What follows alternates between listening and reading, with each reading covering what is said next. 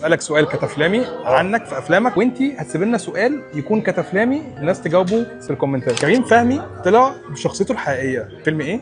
حسن الرداد طلع بشخصيته الحقيقيه في فيلم ايه؟ ساعة رضا قلب امه. في حاجه بقى قلبهم صح. ايوه الحاج احمد السبكي ويجي يقول لك ايه، معلش بقى انا عايزك في الفيلمين دول. طلع ابو تامر حسني. فيلم البدله. ده في الافلام بص أميلة عوض سافرت مع عائلتها شرم الشيخ في فيلم ايه؟ في لف ودوران. أروى جودة كان اسمها ايه في فيلم العالمي؟ منة. لا اكيد كان اسمي منة. انا كان اسمي انجي. كنت حاسه ان اسمي منة، ما كانش اسمي منة. كنت اقول لك ولاد رزق، انا مش فيه اساسا يعني. شيرين رضا كانت تاتو ارتست في فيلم ايه؟ في الازرق. هادي مهنا غنت في فيلم ايه؟ طب ده سؤال الحنين، كتفلامي. بنات ثانوي، فيلم ليلة تاني العيد. كده. فاكر كان اسمك ايه طب في الفيلم؟ ديجا. بسنت شوقي كان اسمها ايه في مسلسل نيلي وشريهان؟ سو يا عم دي سهله. يا جامد يا جامد. طارق الإبياري اكل ايس كريم في فيلم ايه؟ غير بحار. 1-0 كده ليك. 1-0 ايه يا معلم؟ ده 3-0 مثلا.